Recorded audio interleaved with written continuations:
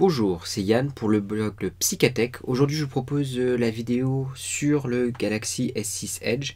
Alors, plutôt que de faire un test simple sur le mobile, je me suis posé une question. Est-ce que ça vaut le coup de mettre 800-850 € pour ce smartphone-là?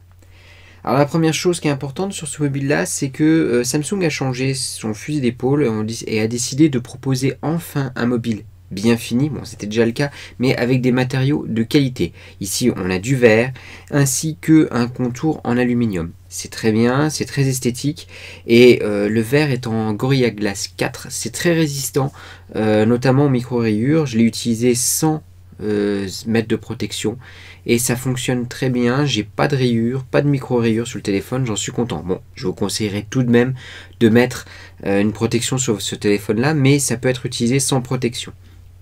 Il est bien fini, la tenue en main est bonne, on le tient bien en main contrairement à d'autres téléphones comme l'iPhone 6. Par contre, ça fait un peu plus mal aux mains vu que les bords sont un tout petit peu plus tranchants. Donc on n'a pas trop le choix, on le tient bien en main ou on le fait glisser et c'est agréable en main. C'est votre choix. Alors l'écran est arrondi, c'est joli, c'est esthétique. Il y a des fonctionnalités en plus, mais clairement, même Samsung n'en fait pas vraiment la publicité. Elles servent strictement à rien. Je les ai utilisées au début, mais maintenant, je ne les utilise plus. Elles sont caduques.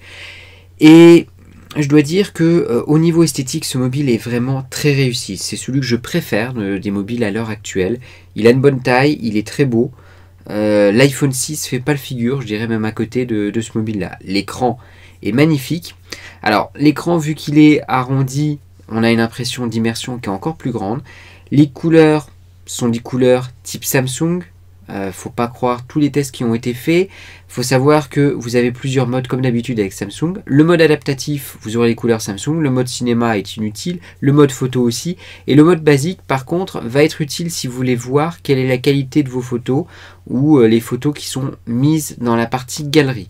Par contre, dans le reste d'usage du téléphone, les couleurs seront fades si vous restez en mode basique. Et pour le respect des couleurs des photos, par exemple, vous utilisez Instagram, ce ne sera pas respecté. Donc les couleurs sont juste uniquement dans le mode photo. C'est aussi respecté pour les couleurs au niveau de la vidéo, si vous regardez des vidéos YouTube en mode basique. C'est vrai que c'est pas mal. Sinon, dans tous les autres usages, je vous conseillerais le mode adaptatif, qui est le mode de couleur habituel de Samsung, couleur flashy.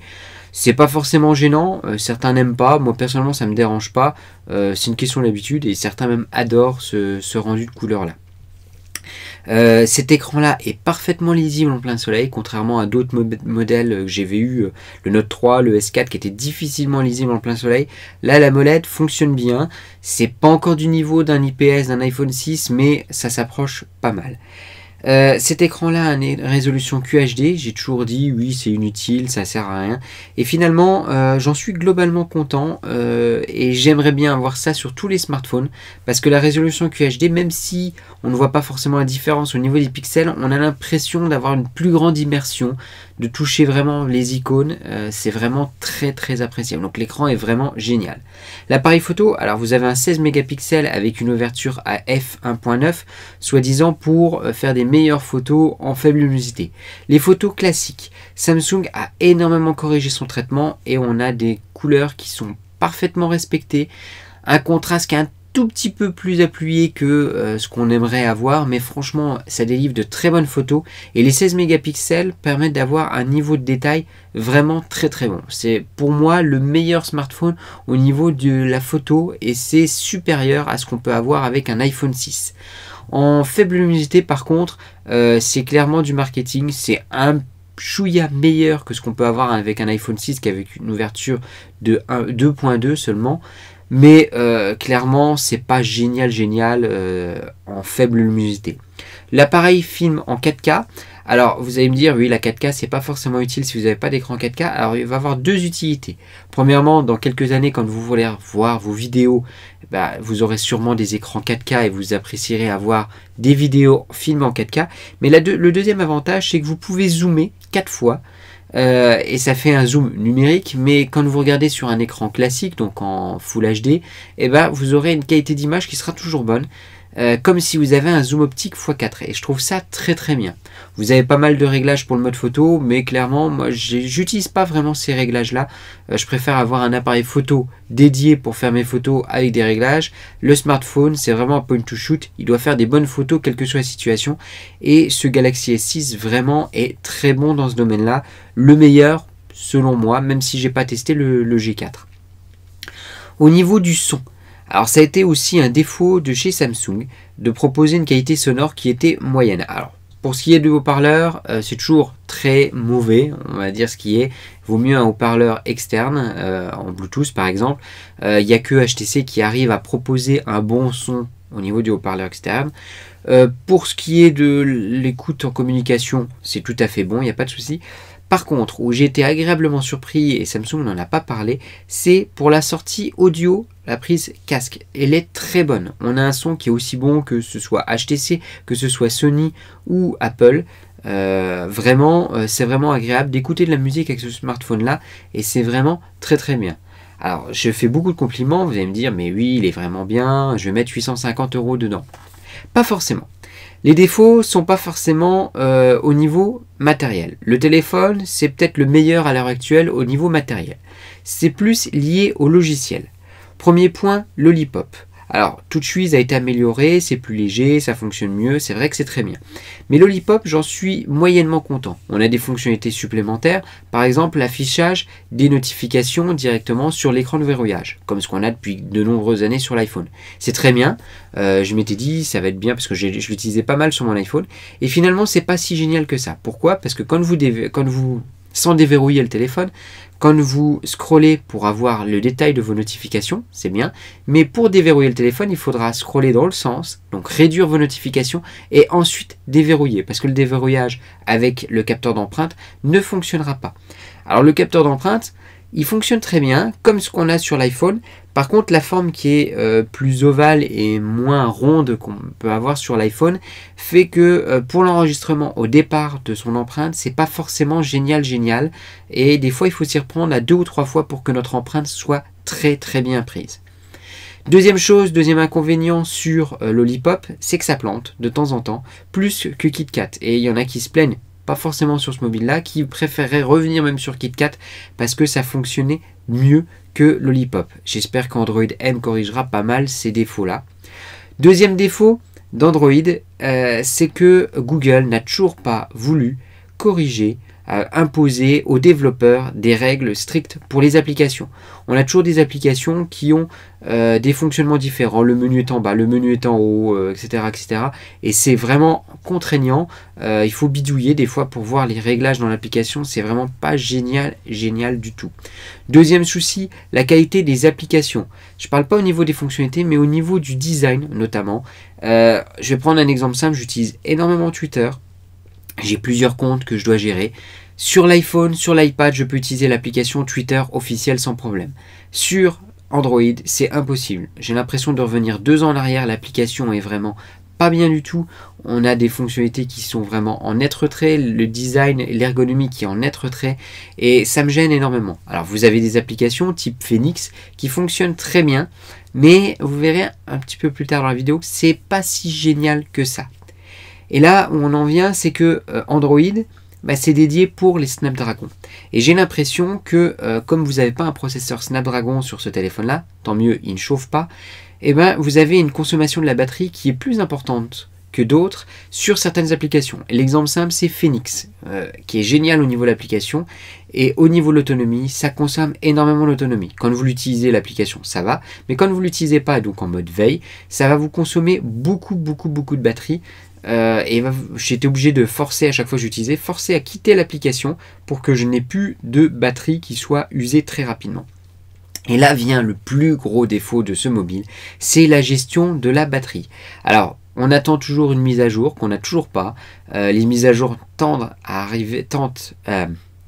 mettent du temps à arriver sur Android, ça c'est le gros défaut. Et Samsung ne déroge pas à la règle. Le téléphone est sorti en avril, on n'a toujours pas de mise à jour valable pour la batterie.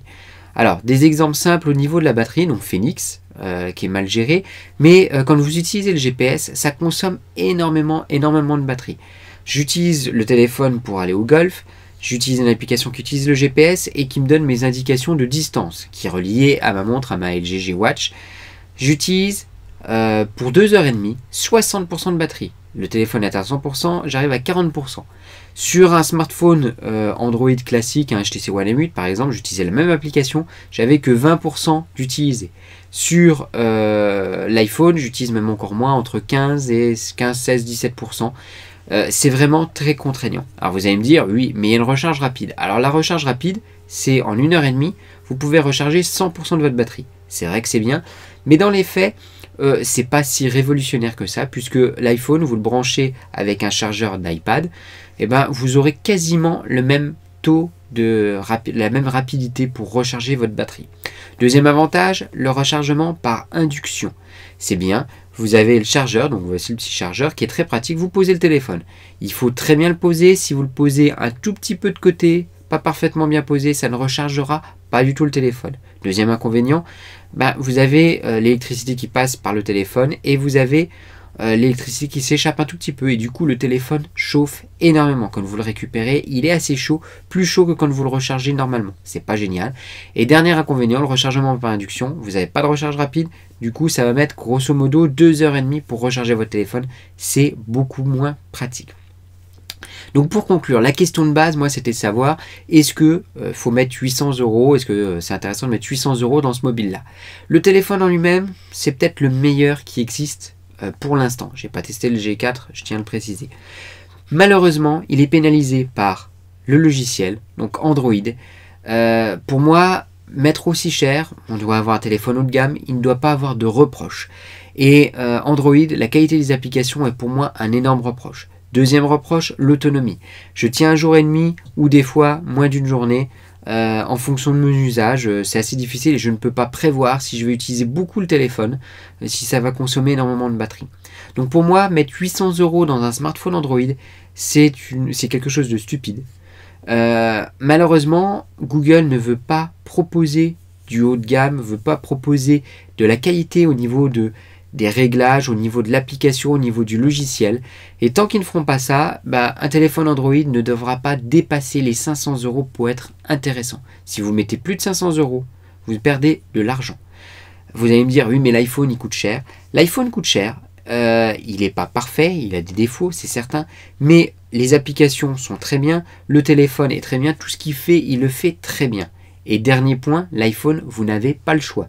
Vous êtes obligé de mettre 700 ou 800 € si vous voulez avoir accès à iOS. Tandis que sur Android, vous pouvez prendre très bien un OnePlus One par exemple, un LG G3 qui seront certes beaucoup moins bien que ce téléphone-là, moins bien au niveau de l'appareil photo, mais vous allez trouver pour 300 € un téléphone qui sera quand même tout à fait correct. Et 500 € d'économiser, ça vous permet soit d'acheter un appareil photo, soit de profiter d'autre chose, et ce sera beaucoup plus recommandable. Donc ce téléphone-là est très bien, mais il est beaucoup trop cher à cause d'Android. Je tiens à vous remercier pour avoir regardé la vidéo. Si vous avez des questions, n'hésitez pas.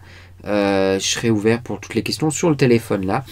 Et je vous retrouverai dans une prochaine vidéo. Je testerai maintenant peut-être plus des mobiles d'entrée ou moyenne gamme comme le Z Fold 2 qui m'intéresse pas mal, plutôt que des mobiles haut de gamme qui n'ont plus vraiment d'intérêt pour moi sur Android. Malheureusement du fait de Google qui ne veut pas imposer des règles strictes à ses développeurs. Je vous remercie, à la prochaine!